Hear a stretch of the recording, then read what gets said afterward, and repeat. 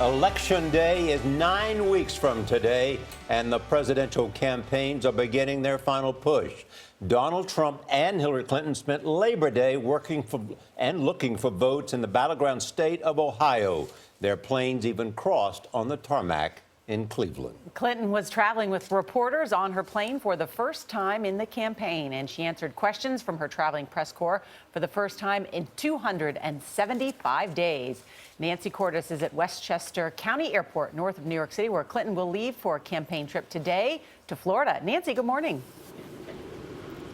Good morning. Well, Clinton has taken a lot of flack lately for keeping her distance from the press, but that's a lot harder to do when they're sharing a ride with you. So she ripped the Band-Aid off quickly yesterday, coming back to talk with us on a plane that has already been dubbed Hill Force One.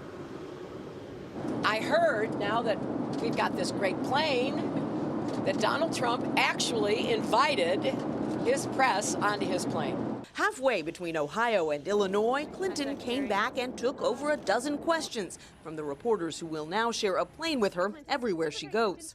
Do you feel that you contributed to the perception that there were these blurred lines between the State Department and the Clinton Foundation by having several employees who seem to go back and forth between the two?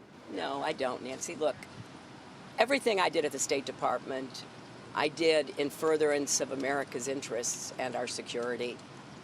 The State Department has said there's absolutely no evidence of any kind of external influence. She suggested the Russians might be trying to help Trump. Putin was asked about it. He could barely muster the energy to deny it. On Labor Day, Clinton focused on Trump's employment record. He built a career out of not paying workers for the work they did.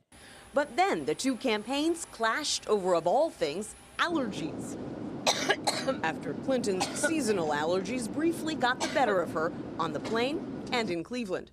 Donald Trump does not have the temperament to be our commander-in-chief.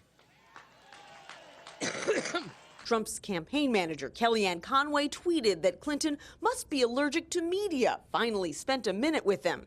A Clinton aide fired back that it's Trump who outright bans certain media outlets from his events. Clinton joked the fall pollen might not be the culprit at all. Every time I think about Trump, I get allergic.